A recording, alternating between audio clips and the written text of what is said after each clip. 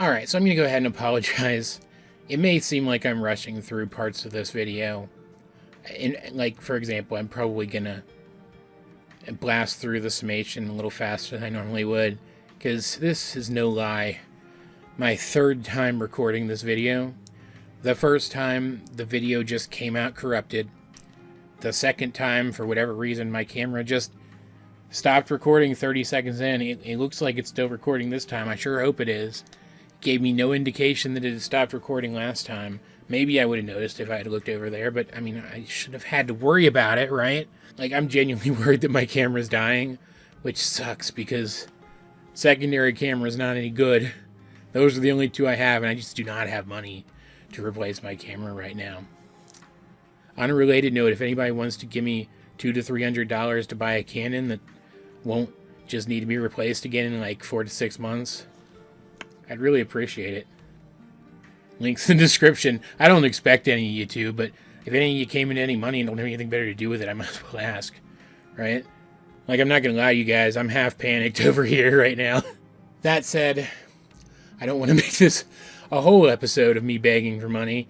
To get started, I'm just going to leave this up here for you to go check out. I'll wait.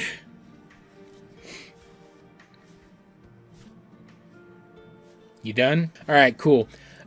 Yeah, I think that video is extremely relevant to this review because, I mean, I'm not the only person who was saying it at the time, but like, I was right.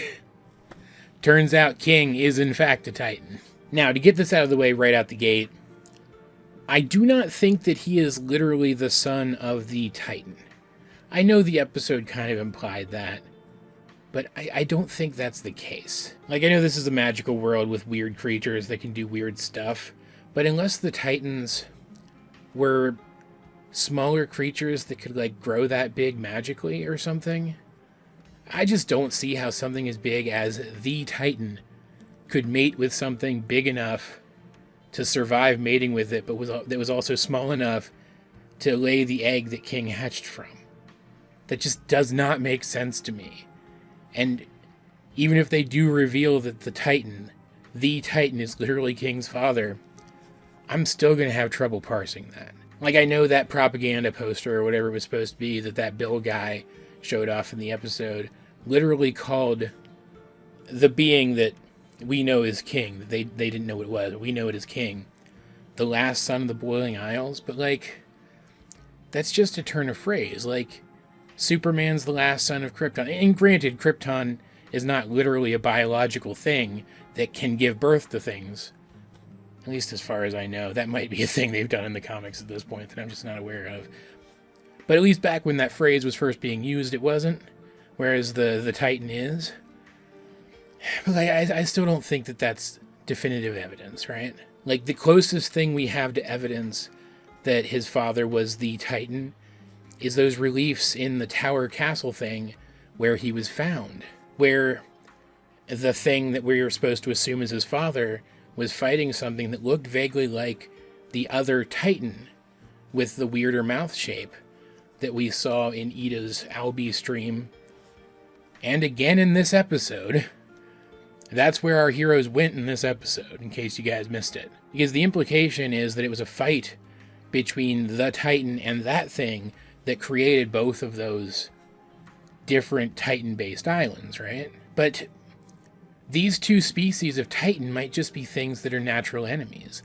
That relief might not be a depiction of that specific fight, but a different, later, smaller scale fight between smaller scale instances of the species.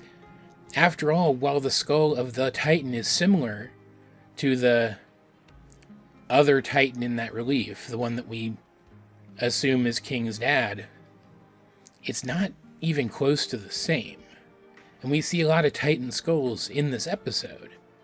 It seems like they come in many different varieties. There are subtle differences in horn length and shape and snout length and shape, so if those were intended to be the same being, wouldn't they have been more accurate in depicting the length of its snout? Like, I think they would have, right? Whoever made that relief, that wall painting, I think they would have, right? I still think it's far more likely that the ancient titans, the really, really big ones, are basically dead, and that either their descendants rarely ever got that big, just from like growing to like really old age naturally, or they just don't get that big anymore. Titans, modern titans, just don't get that big anymore. They still get that big, but over time, they've evolved into a smaller variant of the species, kind of like T-Rex to chicken, right? That maybe even at one point in time made their home on the petrified corpses of their ancestors, i.e. the Boiling Isles. And that is not just because I surmised that the descendants of the Titan used to be the ruling class of the Boiling Isles. I still think that makes the most sense based on what we've seen in the show. After all, while some of those skulls that we saw in that asshole Bill's shrine room, and I just realized how fucked up this is, sorry, give me a second. While a lot of them seem to be around King's size and therefore were probably the skulls of children, holy crap, man. Some were bigger, implying adolescents, and then the ones being worn by the adults that we saw throughout the episode, the adult Titan trappers that we saw throughout the episode, they had like the longer curled horns and stuff that seemed to imply some sort of adult stage, which implies to me that adult titans, modern adult titans, or at least whatever would pass for a modern adult titan, considering that they seem to be effectively extinct at this point, unfortunately, only really got to be like about as big as a particularly burly person. I don't know, I could be entirely off base with all of this, but that's just what I came away with after watching the episode. We'll see what happens. I'm sure we're going to learn more about these guys as the story goes on. That said, King is a Titan. How crazy is that? But in this episode, Luce, after taking some time to collect herself after everything that's happened, tells everybody what happened, including Lilith, though she heard it more secondhand than the rest. Point is, everybody knows what happened now. Everybody's caught up. Everybody within, like, the immediate Clawthorne extended family, anyway, right? And all the excitement of the situation gets Hootie so worked up that he vomits up a bunch of the stuff that he's eaten recently, including that letter that King received from that thing that looked like him. About a month ago, I think they said, in universe. This leads to Ida sending Luce and King with Hootie, with Backpack Hootie, for protection, off to the location mentioned in that letter, along with the little stone key that was in it, to try and meet the Society of Great Warriors, said to be there.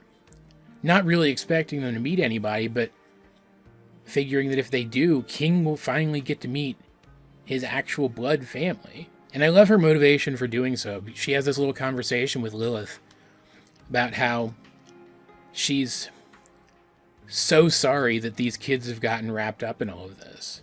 Like, Ida was never a bad person or anything. I think she would have gone out of her way to help a child in need, even back at the start of the series. She just would have been really whiny about it.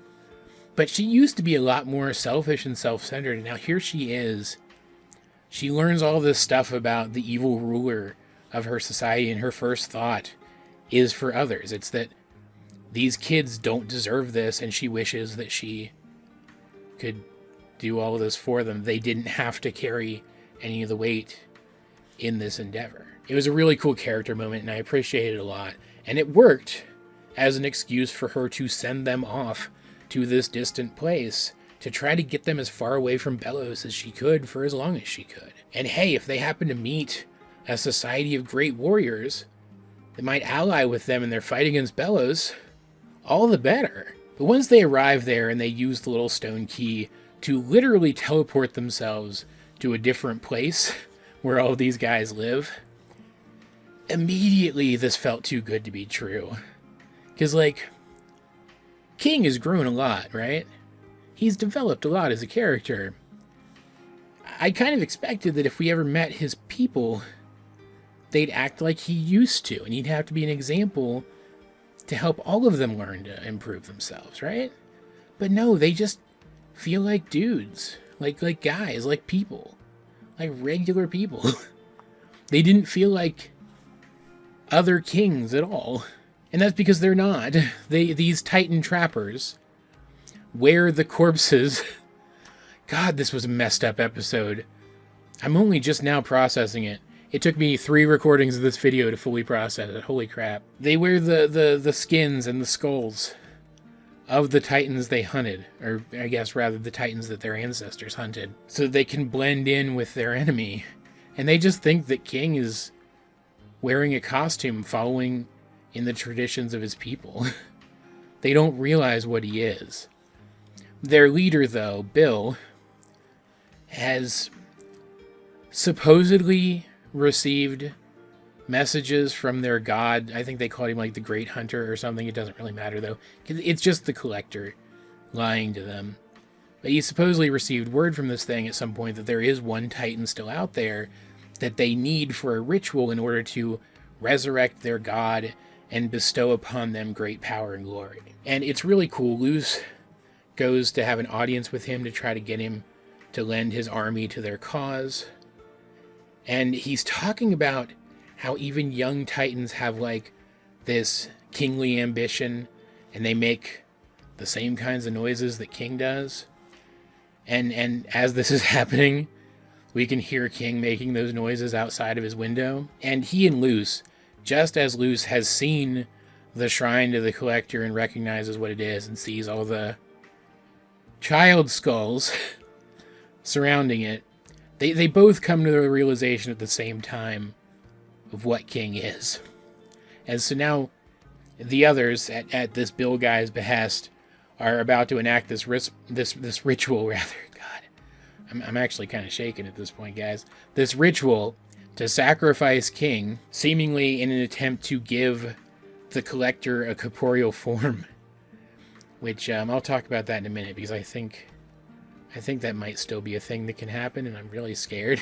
Like, specifically because of this here, I still think it's a thing that can happen. So they're about to do this, and it's a race against the clock. Luz now has to save him from this. And she does, with Hootie's help, and they get away. And King, internalizing the truth of what he is, and that these people who, like, he fit in with them. They liked him.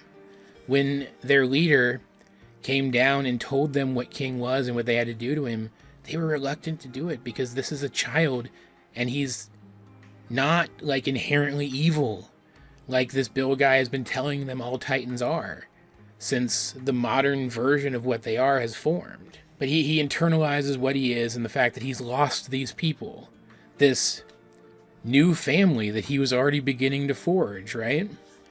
And he uses his dragon shouts, or whatever his magic is, to destroy the portal and prevent any of these guys from following them back. And now King has a whole lot of incentive to learn more about the Titan, as does the rest of the Clawthorn clan. So I definitely think we're going to be learning more about the Titan relatively soon. And also, as morbid as this sounds, I say that while talking about this super morbid episode, but as morbid as it sounds, we now have a new source of Titan's blood. King, his blood is Titan's blood. Like, that's a horrifying thought, but we do know that it takes only a very small amount of Titan's blood to power things. So, like, I could see him donating a few drops of blood to Luz to help her complete her door and get home, right? Like, he talks in this episode about one of the reasons he's so anxious to find his real family is because he knows he's smart enough, despite his youth and his naivete about certain things, he's smart enough to know that Luz is going to go home eventually. And it's going to hurt to lose her. And he's just looking for somebody to kind of fill that void once she's gone. And even as soon as he got there, the Titan trappers told him that they didn't know who his father was amongst them. So it's not like there was one particular person that he thought was his dad, right? These people could have been that. And it's it's horrifying and heartbreaking to see that ripped away from him, and to see this literal child have to internalize that and move on from it all at once like that. It shows the strength of his character, but at the same time, god dang it, can you just stop torturing these poor characters, please? Please. Dana, please. Just give them a frickin' break, man. All that said, though, this was a spectacular episode, and I liked that it seems to be setting up some stuff, too. Like, I don't know the source of it. It was bouncing around for a while. Apparently it's official. Apparently it came from a member of the crew who make this show.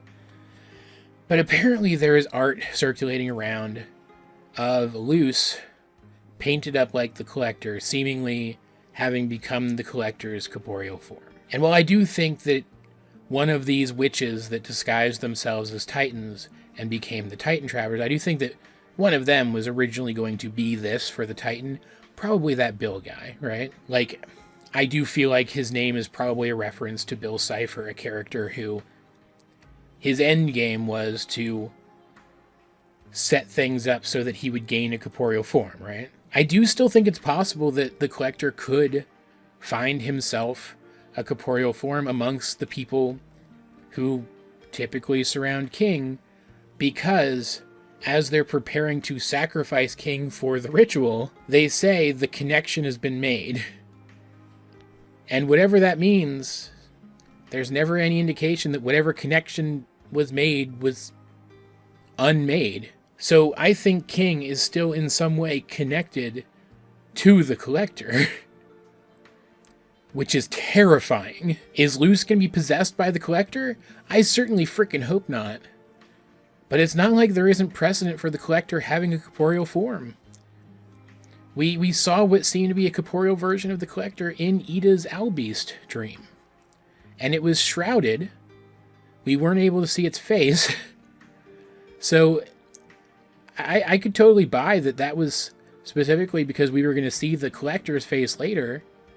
And seeing the face of that person in Ida's dream, seeing that it was different from the Collector's face, would have confirmed for us that the Collector appears corporeally by possessing others. I also think that now that King, and by extension the other characters, know of King's true species, I guess is the best way to say it, they now have an in to invalidate everything that Bellows has been saying about his connection to the Titan and his ability to hear what the Titan has to say.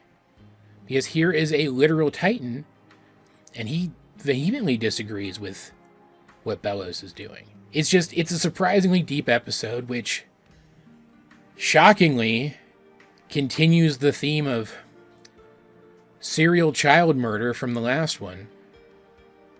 Like, God, this show's dark. And it turns the lives of these characters on their heads yet again so quickly, and furthers the story so much in just 20 minutes time. This show is so good at using its time super efficiently and creating this sense of dread and impending danger and tension so effectively, so quickly, so easily. It's why I'm not really worried that the upcoming season 3 specials are going to be bad.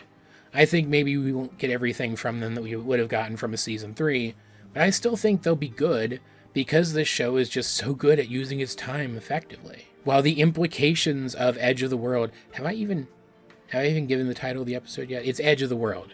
The implications of Edge of the World were just as dark, if not darker, than the implications of the previous episode, Hollow Mind. This is still a wonderful episode of this show. I loved it a lot. Once again, this show knocks it right out of the park. And I'm super looking forward to more. There's really not much more to say about it. That said, I do have more to say about it. I still think, this is the thing I'm least sure about out of my old What is King video. But let's talk about it for a second. I still think it's possible that there's some sort of inherited memory going on here. Because why else would all young Titans have like kingly ambition and make the same sounds if they didn't carry with them upon their birth some impression of what has come before them.